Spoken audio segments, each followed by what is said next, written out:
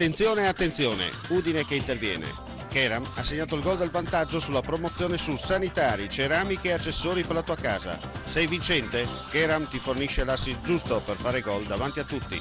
Keram si trova a Tavagnacco in via Nazionale 56 di 1, aperta tutti i giorni, esclusa la domenica. Keram, non perdere l'occasione.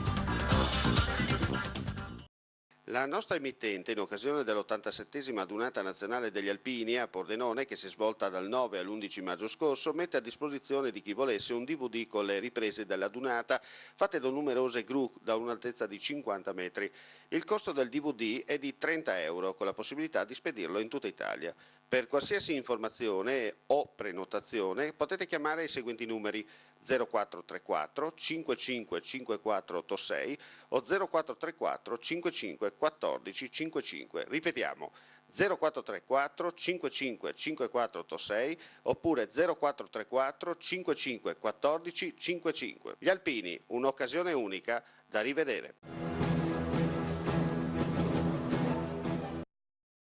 Nuovo terremoto giudiziario nel nord-est. Dopo il Veneto con il Mose, ora tocca al Friuli con lo scandalo latte contaminato. Operazione dei carabinieri del NAS di Udine e dei comandi provinciali di Udine, Trieste e Treviso. Con perquisizione e un arresto è stata effettuata nelle prime ore di venerdì 6 giugno. Nel mirino allevatori appartenenti al consorzio Latterie Friulane e lo stabilimento di Campoformino dello stesso consorzio. L'inchiesta è relativa alla messa in commercio di latte con valori di aflotossine superiori ai limiti di legge. Sono state effettuate 13 perquisizioni ed è stato arrestato un uomo, il responsabile dell'approvvigionamento del latte. Rino Dalla Bianca, di 13°, classe 1954, si trova ai domiciliari. I militari hanno anche sequestrato ingenti quantitativi di latte nello stabilimento friulano. Dall'inchiesta emergerebbe che il latte tossico era ugualmente lavorato e che il risultato delle analisi effettuate nel laboratorio interno del consorzio non era comunicato ai veterinari dell'azienda sanitaria per non paralizzare le aziende agricole. Tutto ciò secondo un meccanismo consolidato e sotto la regia del responsabile all'approvvigionamento del latte, che ordinava agli autisti di miscellare il latte contaminato da aflatossine con quello sano, adulterando così l'intera partita. L'inchiesta fa seguito a quella che esattamente un anno fa travolse gli allevatori della Cospalat Friuli Venezia Giulia. In quell'occasione furono eseguite 7 misure cautelari e il leader storico della Cospalat, Renato Zampa, finì in carcere. Lo scorso ottobre gli è stato revocato l'obbligo di firma, non deve più sottostare ad alcuna misura. A 5 dei suoi collaboratori furono applicati gli arresti domiciliari e 17 allevatori furono indagati. Da 2 anni scolastici a questa parte l'Istituto Sello si applica una sanzione accessoria, alla eventuale sospensione dalle lezioni. Che cosa succede? Succede che questi ragazzi che fossero sospesi vengono utilizzati per lavori che vanno a confortare esigenze della scuola stessa. Ecco, allora al direttore didattico gli chiediamo: com'è venuta intanto questa situazione, questa idea? Beh, innanzitutto è presa da una norma che dà la possibilità di convertire la sanzione disciplinare in attività utili alla comunità. Consiglio d'istituto l'anno scorso, appena io sono arrivata, abbiamo proposto di fare una modifica al regolamento di disciplina che prevedeva proprio la possibilità di trasformare le sanzioni disciplinari di allontanamento dalla scuola in attività utile alla comunità. Ma per capirne di più, la sospensione scatta quando sostanzialmente? È commisurata alla tipologia dell'infrazione, quindi esiste un regolamento di disciplina che in qualche modo declina proprio, no? In base alla gravità dell'infrazione commessa c'è la sanzione applicata. Quindi il trattamento X giorni, un'aggressione all'insegnante. Lì si parla anche di risvolti poi giuridici di altro genere, voglio dire, oltre che, ma non so, per esempio anche lo stesso detenzione o portare droga, eccetera, no? Quando noi arriviamo alla sospensione significa che in qualche modo l'infrazione è di un certo livello, perché se no si gestisce in altro modo, ecco, sì. Però per dare le stesse garanzie a tutti è necessario che esista un regolamento di disciplina che proprio declina sanzione misurata in infrazione, questo sì, perché sennò rischi che ogni consiglio di classe, ed era quello che più o meno c'era, decidesse in modo autonoma in base alle persone. Ma cosa ne pensano i ragazzi di queste pene accessorie alla sospensione? Allora, è una cosa positiva? Tu ne hai parlato con chi è stato appunto oggetto di una sospensione, quindi ha lavorato con scuola? Secondo me è una cosa positiva in quanto i ragazzi in questo modo possono capire bene questa punizione e appunto facendo dei lavori a scuola secondo me si prova sulla propria pelle, con la propria esperienza e si capisce anche il motivo per il quale viene data una sospensione. Sì, essere utili comunque alla scuola perché per esempio abbiamo avuto adesso un caso nella sede di via Gorizia che abbiamo trovato, è venuta la Bidella a a parlare a me che mi ha preso da una lezione e mi ha fatto vedere che abbiamo trovato dei nuovi diciamo, graffiti fatti in bagno ma anche fatti, sono andato a vedere per altre parti dell'istituto e specialmente anche per le bidelle perché vedi che le bidelle che lavorano nell'istituto da tanto considerano la sede come una loro seconda casa e quindi sì, gli dà anche fastidio vedere gente che arriva, si mette a imbrattare e loro vorrebbero tenere per esempio anche i bagni in una zona più pulita e invece si trovano a dover trovarsi questi disegni a farticare un sacco per toglierli perché comunque sono con colori indelebili e sì, ci mettono un bel po'. Il peso invece è questo studente, però non c'era ancora questa penna accessoria, capito pure così. E quindi tu cosa sei stato? Rimasto a casa, insomma? In pratica sì, cioè ti davano il periodo di tempo di sospensione e uno se la passava allegramente a casa, diciamo era una specie di vacanza, detta così, però in sostanza Magari sì, uno stava a approfittava casa, anche per sì. farlo. Sì, Dio, Invece con in questa estremo. nuova situazione, tu come la vedi? Boh, secondo me è una cosa positiva, soprattutto nel momento in cui si va a ledere, diciamo, l'edificio stesso, perché insomma in questo posto ci passiamo la stragrande maggioranza del nostro tempo praticamente. È come se fosse la nostra seconda casa alla fine della fiera, quindi secondo me se uno imbratta non è giusto perché oltre a rovinare casa sua, che uno però imbratta quella degli altri, quindi per correttezza verso gli altri secondo me è giusto che uno faccia se è il momento in cui fa che rimedi i suoi danni, insomma.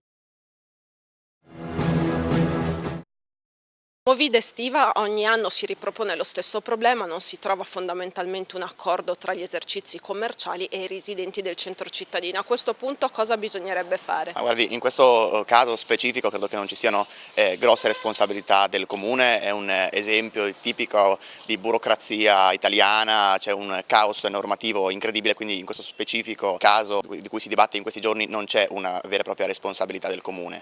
Quello che penso io però è una mancanza del comune è che in questi anni non si è riuscito a creare un tavolo di confronto e di concertazione tra gli esercenti, i titolari dei bar e dei locali commerciali e i residenti. Si deve trovare un punto di incontro in modo che sia tutelato sia il diritto dei primi a lavorare sia il diritto dei secondi ad avere una vita quantomeno abbastanza tranquilla in centro. A Udine c'è abbastanza movida anche se di fatto ci sono tutte queste polemiche, è una città a misura di giovane? A Udine si potrebbe fare di più, io dalla mia esperienza di studente universitario vedo che tanti studenti che vengono ad esempio dal Veneto o comunque da fuori della nostra città durante il weekend tornano a casa e questo è davvero un peccato, è cosa che non succede in molte altre sedi, penso ad esempio a Trieste in cui invece molti ragazzi aspettano il weekend proprio per godersi la città. Ci sono alcuni organizzatori di iniziative che comunque hanno dovuto spegnere la musica molto presto nonostante si trattasse magari di location non riferite al centro storico ma dell'Interland e in questo caso ci sono poi dei problemi che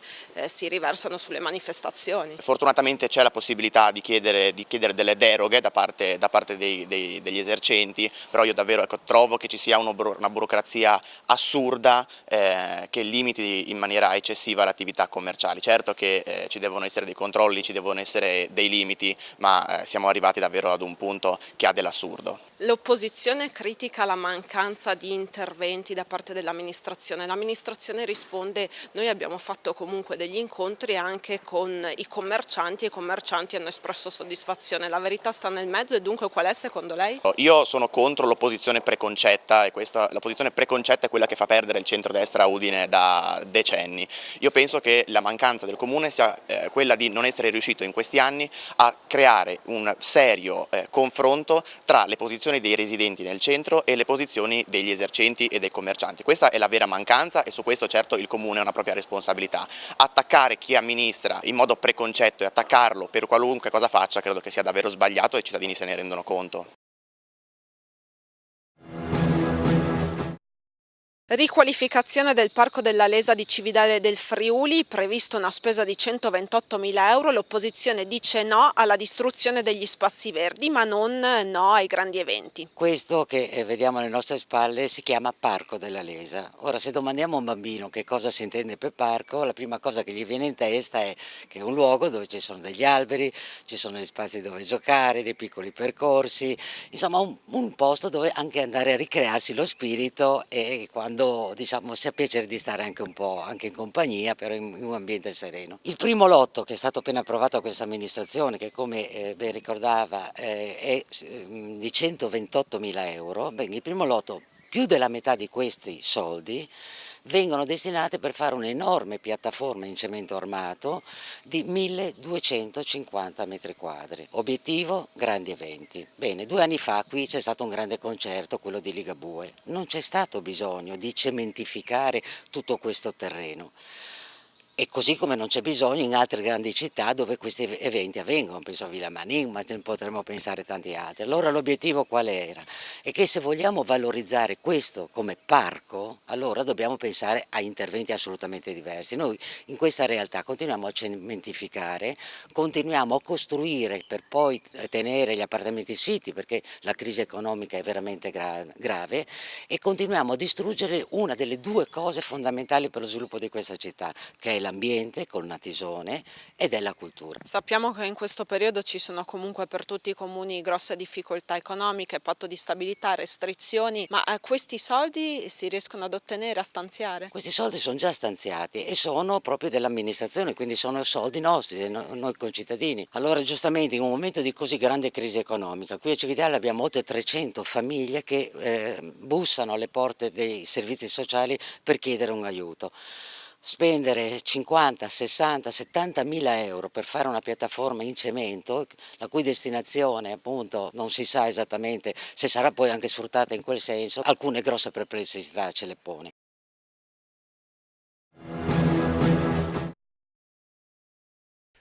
Ora è ufficiale, il 51esimo giro della regione Friuli Venezia Giulia si effettuerà dal 2 al 6 settembre. L'USI ha dato parere favorevole alla richiesta della società organizzatrice per il tramite della Federazione Ciclistica Italiana. Dopo aver ricevuto la conferma dei contributi regionali, sport e turismo e di alcuni supporti privati, tra i quali la Fondazione Krupp, oltre che dalla fattiva collaborazione di Carnia Welcome, l'organizzazione del giro ciclistico riservato alle categorie Elite e Under 23 può ora proseguire l'attività preparatoria della più antica corsa a tappe italiana, unica rimasta nel suo genere in campo nazionale. Il patron del giro, Giovanni Capanera, si dichiara soddisfatto per le date concordate, poiché la corsa si corre a ridosso dei campionati del mondo di categoria in programma a fine mese in Spagna. Le società partecipanti potranno così rifinire la preparazione degli atleti in vista dell'appuntamento iridato in programma dal 21 al 28 settembre. È quindi molto probabile che si presentino alla partenza della 51esima edizione le squadre nazionali di molti paesi, compresa quella italiana. Intanto Capanera, coadiuvato dai collaboratori Gianfranco Ricatto e Alessio Moschioni, ha messo a punto il percorso di gara d'intesa con le amministrazioni comunali interessate. La 51esima edizione partirà con 2 semitappe. La prima al mattino ad Azzano Decimo con una cronometro a squadre. Nel pomeriggio la seconda semitappa in linea con partenza da Pasiano di Pordenone e arrivo ad Azzano. La seconda frazione prenderà avvio da Valvasone con arrivo a Forni di Sopra. La terza tappa invece si disputerà da Maiano a Resia, mentre la quarta si muoverà da Cividale e dopo aver toccato i comuni delle valli del Natisone si concluderà con un arrivo inedito a Castelmonte. Ultima frazione del giro si svilupperà lungo un percorso che da Palmanova si snoderà lungo le strade dell'Isontino per giungere a Muggia sul lungomare. Arta Terme invece sarà sede del quartier generale.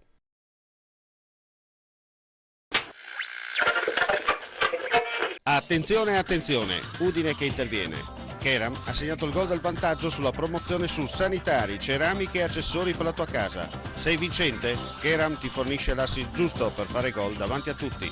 Keram si trova a Tavagnacco in via Nazionale 56 di 1, aperta tutti i giorni, esclusa la domenica. Keram, non perdere l'occasione.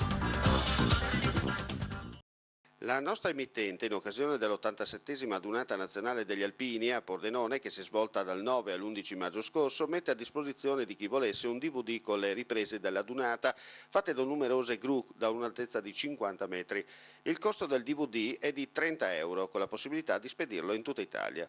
Per qualsiasi informazione o prenotazione potete chiamare i seguenti numeri: 0434 55 54 86 o 0434 55 14 55. Ripetiamo: 0434 55 54 86 oppure 0434 55 14 55. Gli alpini, un'occasione unica da rivedere.